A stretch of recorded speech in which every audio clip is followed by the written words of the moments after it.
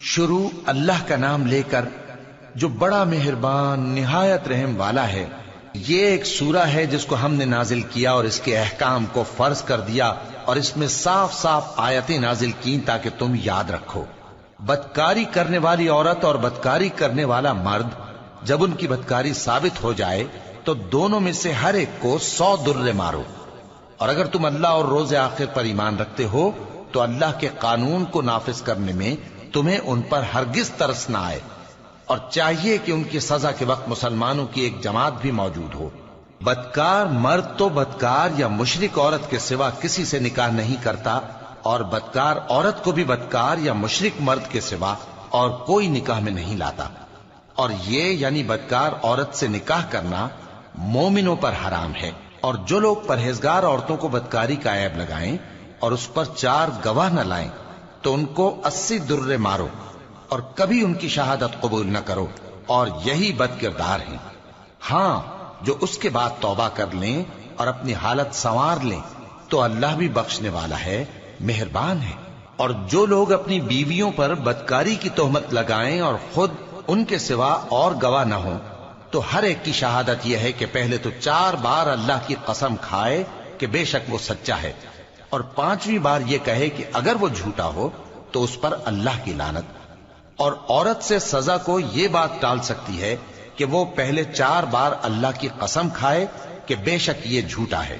اور 5ویں دفعہ یوں کہے کہ اگر یہ سچا ہو تو مجھ پر اللہ کا غضب نازل ہو۔ اور اگر تم پر اللہ کا فضل اور اس کی مہربانی نہ ہوتی تو بہت سی خرابیاں پیدا ہو جاتی۔ اور یہ کہ اللہ توبہ قبول کرنے والا ہے، حکیم ہے۔ جن لوگوں نے یہ بہتان باندھا ہے وہ تمہیں میں سے ایک جماعت ہے، اس کو اپنے حق میں برا نہ سمجھنا، بلکہ وہ تمہارے لیے اچھا ہے۔ ان میں سے جس شخص نے گناہ کا جتنا حصہ لیا اس کے لیے اتنا وبال ہے، اور جس نے ان میں سے اس بہتان کا بڑا بوجھ اٹھایا ہے اس کو بڑا عذاب ہوگا۔ جب تم نے وہ بات سنی تھی تو مومن مردوں اور عورتوں نے کیوں اپنے دلوں میں نیک گمان نہ کیا، اور کیوں نہ کہہ دیا کہ یہ کھلم کھلا بہتان ہے؟ یہ بہتان لگانے والے اپنی بات کی تصدیق کے لیے 4 گواہ کیوں نہ لائے؟ تو جب یہ گواہ نہیں لا سکے تو اللہ کے نزدیک یہی جھوٹے ہیں۔ اور اگر دنیا اور آخرت میں تم پر اللہ کا فضل اور اس کی رحمت نہ ہوتی تو جس شغل میں تم منہمک تھے اس کی وجہ سے تم پر بڑا سخت عذاب نازل ہوتا، جب تم اپنی زبانوں سے اس کا ایک دوسرے سے ذکر کرتے تھے اور اپنے منہ سے ایسی بات کہتے تھے جس کا تم کو کچھ بھی علم نہ تھا، اور تم اسے ایک ہلکی بات سمجھتے تھے، حالانکہ اللہ کے نزدیک وہ بڑی بھاری بات تھی۔ اور جب تم نے اسے سنا تھا تو کیوں نہ کہہ دیا کہ ہمیں شایع نہیں کہ ایسی بات زبان پر لائیں؟ پروردگار تو پاک ہے، یہ تو بہت بڑا بہتان ہے۔ اللہ تمہیں نصیحت کرتا ہے کہ اگر مومن ہو تو پھر کبھی ایسا کام نہ کرنا، اور اللہ تمہارے سمجھانے کے لیے اپنی آیتیں کھول کھول کر بیان فرماتا ہے، اور اللہ جاننے والا ہے، حکمت والا ہے۔ جو لوگ اس بات کو پسند کرتے ہیں کہ مومنوں میں بے حیائی یعنی تہمت بدکاری کی خبر پھیلے، ان کو دنیا اور آخرت میں دکھ دینے والا عذاب ہوگا، اور اللہ جانتا ہے اور تم نہیں جانتے۔ اور اگر تم پر اللہ کا فضل اور اس کی رحمت نہ ہوتی تو کیا کچھ نہ ہوتا، مگر وہ کریم ہے، اور یہ کہ اللہ نہایت مہربان ہے، رحیم ہے۔ مومنوں، شیطان کے قدموں پر نہ چلنا، اور جو شخص شیطان کے قدموں پر چلے گا تو شیطان تو بے حیائی کی باتیں اور برے کام ہی بتائے گا۔ اور اگر تم پر اللہ کا فضل اور اس کی مہربانی نہ ہوتی تو ایک شخص بھی تم میں پاک نہ ہو سکتا، مگر اللہ جس کو چاہتا ہے پاک کر دیتا ہے، اور اللہ سننے والا ہے، جاننے والا ہے۔ اور جو لوگ تم میں صاحب فضل اور صاحب مال ہیں وہ اس بات کی قسم نہ کھائیں کہ رشتہ داروں اور محتاجوں اور وطن چھوڑ جانے والوں کو کچھ نہیں دیں گے، اور ان کو چاہیے کہ معاف کر دیں اور درگزر کریں۔ کیا تم پسند نہیں کرتے کہ اللہ تم کو بخش دے؟ اور اللہ تو بخشنے والا ہے، مہربان ہے۔ جو لوگ پرہیزگار اور برے کاموں سے بے خبر اور ایماندار عورتوں پر بدکاری کی تہمت لگاتے ہیں ان پر دنیا اور آخرت دونوں میں لعنت ہے، اور ان کو سخت عذاب ہوگا، یعنی قیامت کے روز جس دن ان کی زبانیں اور ہاتھ اور پاؤں سب ان کے کاموں کی گواہی دیں گے۔ اس دن اللہ ان کو ان کے اعمال کا پورا پورا اور ٹھیک ٹھیک بدلہ دے گا، اور ان کو معلوم ہو جائے گا کہ اللہ برحق اور حق کو ظاہر کرنے والا ہے۔ ناپاک عورتیں ناپاک مردوں کے لیے ہیں اور ناپاک مرد ناپاک عورتوں کے لیے، اور پاک عورتیں پاک مردوں کے لیے ہیں اور پاک مرد پاک عورتوں کے لیے۔ یہ پاک لوگ ان جھوٹوں کی باتوں سے بری ہیں اور ان کے لیے بخشش اور نیک روزی ہے۔ مومنوں، اپنے گھروں کے سوا دوسرے لوگوں کے گھروں میں گھر والوں سے اجازت لیے اور ان کو سلام کیے بغیر داخل نہ ہوا کرو، یہ تمہارے حق میں بہتر ہے، اور ہم یہ نصیحت اس لیے کرتے ہیں کہ شاید تم یاد رکھو۔ پھر اگر تم گھر میں کسی کو موجود نہ پاؤ تو جب تک تم کو اجازت نہ دی جائے اس میں مت داخل ہو، اور اگر یہ کہا جائے کہ اس وقت لوٹ جاؤ تو لوٹ جایا کرو، یہ تمہارے لیے بڑی پاکیزگی کی بات ہے، اور جو کام تم کرتے ہو اللہ سب جانتا ہے۔ ہاں، اگر تم کسی ایسے مکان میں جاؤ جس میں کوئی نہ بستا ہو اور اس میں تمہارا اسباب رکھا ہو تو تم پر کچھ گناہ نہیں، اور جو کچھ تم ظاہر کرتے ہو اور جو پوشیدہ کرتے ہو اللہ کو سب معلوم ہے۔ مومن مردوں سے کہہ دو کہ اپنی نظریں نیچی رکھا کریں اور اپنی شرمگاہوں کی حفاظت کیا کریں، یہ ان کے لیے بڑی پاکیزگی کی بات ہے، اور جو کام یہ کرتے ہیں اللہ ان سے خبردار ہے۔ اور مومن عورتوں سے کہہ دو کہ وہ بھی اپنی نگاہیں نیچی رکھا کریں اور اپنی شرمگاہوں کی حفاظت کیا کریں، اور اپنی آرائش یعنی زیور کے مقامات کو ظاہر نہ ہونے دیا کریں مگر جو اس میں سے کھلا رہتا ہو،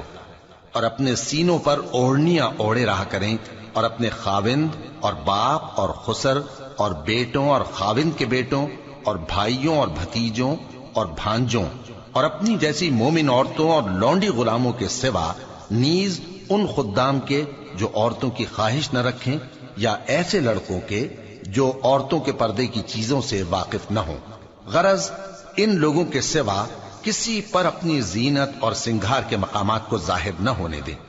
اور اپنے پاؤں ایسے طور سے زمین پر نہ مارے کہ جھنکار کانوں میں پہنچے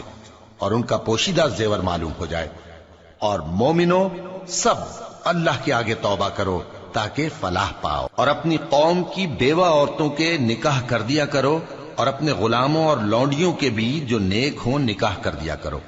اگر وہ مفلس ہوں گے تو اللہ ان کو اپنے فضل سے غنی کر دے گا،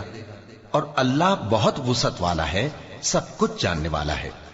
اور جن کو بیاہ کا مقدور نہ ہو وہ پاک دامنی کو اختیار کیے رہیں یہاں تک کہ اللہ ان کو اپنے فضل سے غنی کر دے۔ اور جو غلام تم سے مکاتبت یعنی مال دے کر پروانہ آزادی کی تحریر چاہیں، اگر تم ان میں صلاحیت اور نیکی پاؤ تو ان سے مکاتبت کر لو، اور اللہ نے جو مال تم کو بخشا ہے اس میں سے ان کو بھی دو۔ اور اپنی باندیوں کو اگر وہ پاک دامن رہنا چاہیں تو دنیاوی زندگی کے فوائد حاصل کرنے کے لیے بدکاری پر مجبور نہ کرنا، اور جو ان کو مجبور کرے گا تو ان بیچاریوں کے مجبور کیے جانے کے بعد اللہ بخشنے والا ہے، مہربان ہے۔ اور ہم نے تمہاری طرف روشن آیتیں نازل کی ہیں، اور جو لوگ تم سے پہلے گزر چکے ہیں ان کی خبریں اور پرہیزگاروں کے لیے نصیحت۔ اللہ آسمانوں اور زمین کا نور ہے، اس کے نور کی مثال ایسی ہے کہ گویا ایک طاق ہے جس میں ایک چراغ ہے، اور چراغ ایک قندیل میں ہے، اور قندیل ایسی صاف شفاف ہے کہ گویا موتی کا سا چمکتا ہوا تارا ہے۔ اس میں ایک مبارک درخت کا تیل جلایا جاتا ہے یعنی زیتون کا، کہ نہ مشرق کی طرف ہے نہ مغرب کی طرف۔ ایسا معلوم ہوتا ہے کہ اس کا تیل خواہ آگ اسے نہ بھی چھوئے جلنے کو تیار ہے، بڑی روشنی پر روشنی ہو رہی ہے۔ اللہ اپنے نور سے جس کو چاہتا ہے سیدھی راہ دکھاتا ہے، اور اللہ جو مثالیں بیان فرماتا ہے تو لوگوں کے سمجھانے کے لیے، اور اللہ ہر چیز سے واقف ہے۔ وہ قندیل ان گھروں میں ہے جن کے بارے میں اللہ نے ارشاد فرمایا ہے کہ بلند کیے جائیں اور وہاں اللہ کے نام کا ذکر کیا جائے، اور ان میں صبح و شام اس کی تسبیح کرتے ہیں۔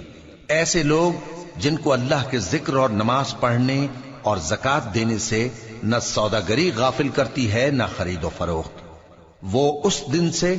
جب دل خوف اور گھبراہٹ کے سبب الٹ جائیں گے اور آنکھیں اوپر چڑھ جائیں گی ڈرتے ہیں، تاکہ اللہ ان کو ان کے اعمال کا بہت اچھا بدلہ دے اور اپنے فضل سے زیادہ بھی عطا فرمائے، اور اللہ جس کو چاہتا ہے بے حساب رزق دیتا ہے۔ اور جن لوگوں نے کفر کیا ان کے اعمال کی مثال ایسی ہے جیسے میدان میں ریت کہ پیاسا اسے پانی سمجھے، یہاں تک کہ جب اس کے پاس آئے تو اسے کچھ بھی نہ پائے، اور اللہ ہی کو اپنے پاس دیکھے تو وہ اسے اس کا حساب پورا پورا چکا دے، اور اللہ جلد حساب کرنے والا ہے۔ یا ان کے اعمال کی مثال ایسی ہے جیسے گہرے سمندر میں اندھیرے جس پر لہر چڑھی چلی آتی ہو اور اس کے اوپر اور لہر آ رہی ہو اور اس کے اوپر بادل ہو، غرض اندھیرے ہی اندھیرے ہو، ایک پر ایک چھایا ہوا، جب اپنا ہاتھ نکالے تو کچھ نہ دیکھ سکے۔ اور جس کو اللہ روشنی نہ دے اس کو کہیں بھی روشنی نہیں مل سکتی۔ کیا تم نے نہیں دیکھا کہ جو لوگ آسمانوں اور زمین میں ہیں اللہ کی تسبیح کرتے رہتے ہیں، اور پر پھیلائے ہوئے پرندے بھی، اور سب اپنی نماز اور تسبیح کے طریقے سے واقف ہیں، اور جو کچھ وہ کرتے ہیں سب اللہ کو معلوم ہے، اور آسمان اور زمین کی بادشاہی اللہ ہی کے لیے ہے، اور اللہ ہی کی طرف لوٹ کر جانا ہے۔ کیا تم نے نہیں دیکھا کہ اللہ ہی بادلوں کو چلاتا ہے، پھر ان کو آپس میں ملا دیتا ہے، پھر ان کو تہ بتہ کر دیتا ہے، پھر تم دیکھتے ہو کہ بادل سے مے نکل کر برس رہا ہے، اور آسمان میں جو اولوں کے پہاڑ ہیں ان سے اولے نازل کرتا ہے، تو جس پر چاہتا ہے اس کو برسا دیتا ہے، اور جس سے چاہتا ہے ہٹا رکھتا ہے۔ اور بادل میں جو بجلی ہوتی ہے اس کی چمک آنکھوں کو خیرہ کر کے بینائی کو اچکے لیے جاتی ہے۔ اللہ ہی رات اور دن کو بدلتا رہتا ہے، اہل بصارت کے لیے اس میں بڑی عبرت ہے۔ اور اللہ ہی نے ہر چلنے پھرنے والے جاندار کو پانی سے پیدا کیا، تو ان میں سے بعض ایسے ہیں کہ پیٹ کے بل چلتے ہیں، اور بعض ایسے ہیں جو 2 پاؤں پر چلتے ہیں، اور بعض ایسے ہیں جو 4 پاؤں پر چلتے ہیں۔ اللہ جو چاہتا ہے پیدا کرتا ہے، بے شک اللہ ہر چیز پر قادر ہے۔ ہم ہی نے روشن آیتیں نازل کی ہیں، اور اللہ جس کو چاہتا ہے سیدھے راستے کی طرف ہدایت کرتا ہے۔ اور بعض لوگ کہتے ہیں کہ ہم اللہ پر اور رسول پر ایمان لائے اور ان کا حکم مان لیا، پھر اس کے بعد ان میں سے ایک فریق پھر جاتا ہے، اور یہ لوگ صاحب ایمان ہی نہیں ہیں۔ اور جب ان کو اللہ اور اس کے رسول کی طرف بلایا جاتا ہے تاکہ پیغمبر ان کا قضیہ چکا دیں، تو ان میں سے ایک فریق منہ پھیر لیتا ہے، اور اگر ان کو حق ملتا ہو تو اس کی طرف قبول کر کے چلے آتے ہیں۔ کیا ان کے دلوں میں بیماری ہے، یا یہ شک میں ہیں، یا ان کو یہ خوف ہے کہ اللہ اور اس کا رسول ان پر ظلم کریں گے؟ نہیں، بلکہ یہ خود ہی ظالم ہے۔ مومنوں کی تو یہ بات ہے کہ جب اللہ اور اس کے رسول کی طرف بلائے جائیں تاکہ وہ ان میں فیصلہ کریں تو کہیں کہ ہم نے حکم سن لیا اور مان لیا، اور یہی لوگ فلاح پانے والے ہیں۔ اور جو شخص اللہ اور اس کے رسول کی فرما برداری کرے گا اور اس سے ڈرے گا اور اس کا تقوی اختیار کرے گا تو ایسے ہی لوگ مراد کو پہنچنے والے ہیں۔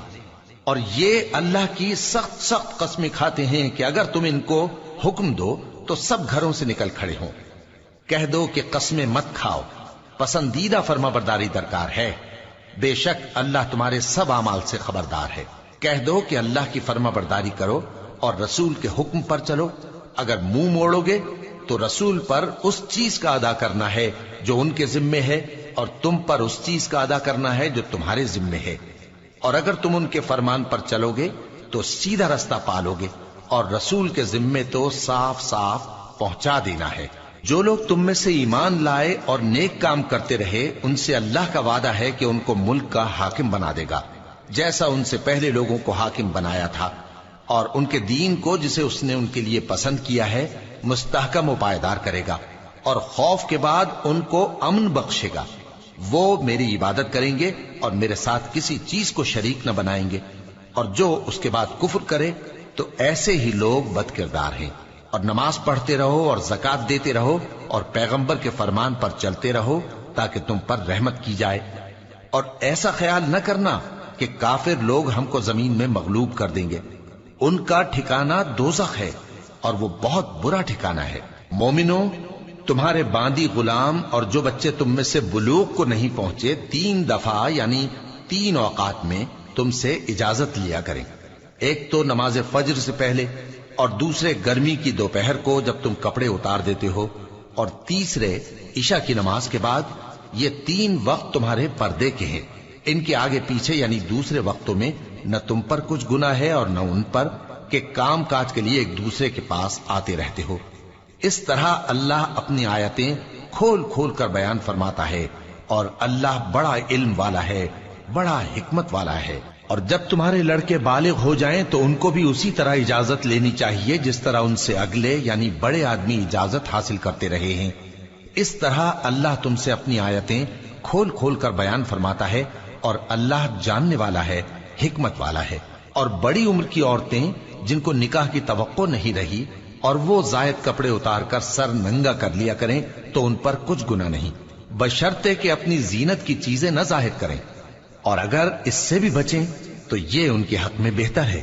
اور اللہ سنتا ہے، جانتا ہے۔ نہ تو اندھے پر کچھ گناہ ہے اور نہ لنگڑے پر اور نہ بیمار پر اور نہ خود تم پر کہ اپنے گھروں سے کھانا کھاؤ، یا اپنے باپ دادا کے گھروں سے، یا اپنی ماؤں کے گھروں سے، یا بھائیوں کے گھروں سے، یا اپنی بہنوں کے گھروں سے، یا اپنے چچاؤں کے گھروں سے، یا اپنی پھوپھیوں کے گھروں سے، یا اپنے ماموؤں کے گھروں سے، یا اپنی خالاؤں کے گھروں سے، یا اس گھر سے جس کی کنجیاں تمہارے ہاتھ میں ہوں، یا اپنے دوستوں کے گھروں سے۔ اور اس کا بھی تم پر کچھ گناہ نہیں کہ سب مل کر کھانا کھاؤ یا جدا جدا۔ پھر جب گھروں میں جایا کرو تو اپنے گھر والوں کو سلام کیا کرو، یہ اللہ کی طرف سے مبارک اور پاکیزہ تحفہ ہے۔ اس طرح اللہ اپنی آیتیں کھول کھول کر بیان فرماتا ہے تاکہ تم سمجھو۔ مومن تو وہ ہیں جو اللہ پر اور اس کے رسول پر ایمان لائے، اور جب کبھی ایسے کام کے لیے جو جمع ہو کر کرنے کا ہو پیغمبر کے پاس جمع ہوں تو ان سے اجازت لیے بغیر چلے نہیں جاتے۔ اے پیغمبر، جو لوگ تم سے اجازت حاصل کرتے ہیں وہی اللہ پر اور اس کے رسول پر ایمان رکھتے ہیں۔ سو جب یہ لوگ تم سے کسی کام کے لیے اجازت مانگا کریں تو ان میں سے جسے چاہا کرو اجازت دے دیا کرو، اور ان کے لیے اللہ سے بخشش مانگا کرو، کچھ شک نہیں کہ اللہ بخشنے والا ہے، مہربان ہے۔ مومنو، پیغمبر کے پکارنے کو ایسا خیال نہ کرنا جیسا تم آپس میں ایک دوسرے کو پکارتے ہو۔ بے شک اللہ کو وہ لوگ معلوم ہیں جو تم میں سے آنکھ بچا کر کھسک جاتے ہیں۔ تو جو لوگ ان کے حکم کی مخالفت کرتے ہیں ان کو ڈرنا چاہیے کہ ایسا نہ ہو کہ ان پر کوئی آفت پڑ جائے یا تکلیف دینے والا عذاب نازل ہو۔ دیکھو، جو کچھ آسمانوں اور زمین میں ہے سب اللہ ہی کا ہے۔ جس طریق پر تم ہو وہ اسے جانتا ہے، اور جس روز لوگ اس کی طرف لوٹائے جائیں گے تو جو عمل وہ کرتے رہے وہ ان کو بتا دے گا، اور اللہ ہر چیز سے واقف